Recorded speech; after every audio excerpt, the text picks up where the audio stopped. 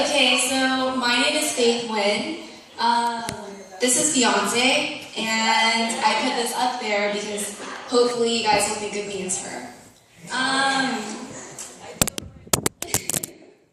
When I was a girl, I used to be made fun of for a lot of things.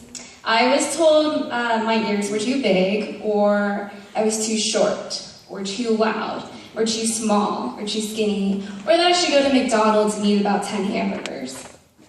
In fact, sometimes I'm still told these things every day.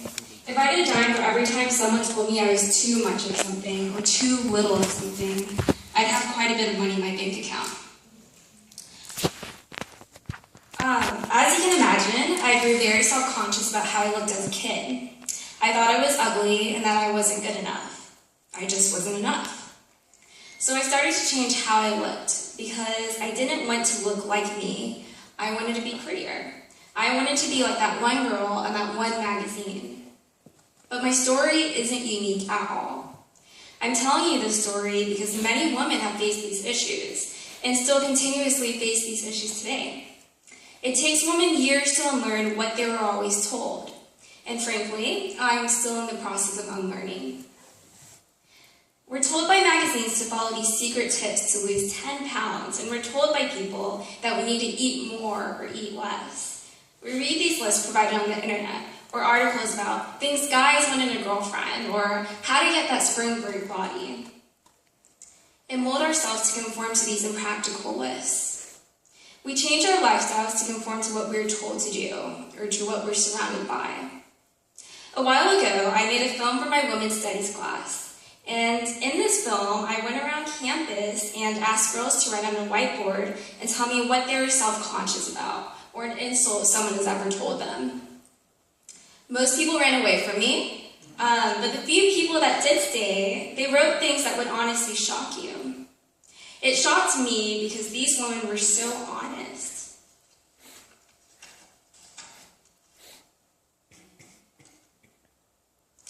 And I'm here to tell you that you should not be ashamed of who you are. Do not let small minds persuade you to become something you are not. We shrink ourselves to be less than what we are. We tell ourselves that we are not enough. Rather than focusing on what's on the outside, we need to encourage what's on the inside. We need to glorify being smart, or being kind, or being hardworking.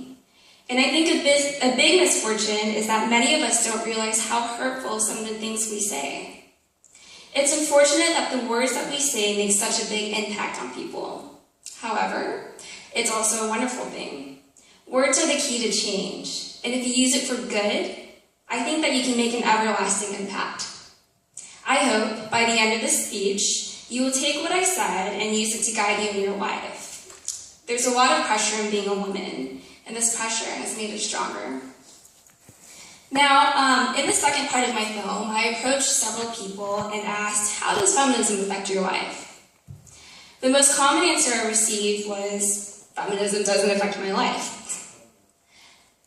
When I tell people I'm a feminist, a lot of people think I'm crazy, or they get offended, which is strange because to me, being a feminist is something positive. I found that many people have a misconstrued idea of what feminism actually is. And it's okay to not know. But as long as you're willing to approach things with an open mind, then the outcome will be rewarding. If you don't know what feminism is, I'm here to teach you. The most common argument I've heard is that feminism has the word femme in it, which means it's only for women, and not at all inclusive to men. Feminism, they say, is for women who want to be better than men. However, if you look at what the term feminist means, it's someone who believes in equality. It's the belief that women should be equal to men, despite their socioeconomic status, race, sexual orientation, or gender. But for some reason, the F word has such a big stigma to it. In a way, this shows how misogynistic of a world we live in. What I've learned is that people think that being a feminist is being a man-hater, and these people think feminists are women who hate the idea of being stay-at-home wives. They think feminists are people who think they are better than men. And the argument that bewilders me the most is that many don't believe that we need feminism because they feel as though sexism is no longer an issue. But feminism isn't something negative. It isn't about hating women, and it's about giving women a choice. It's about having a choice to become a stay-at-home mom or a working woman. It's about encouraging women, enabling women to be happy for whatever choice they make. It isn't about hating men or talking negatively about them. It's about wanting to be equal and pushing for change. It's about pointing out the negative issues that affect us, because if no one points them out, how will we change and how will knowledge come about? We are not anti-men, but we are against a society that has historically favored men and marginalized women.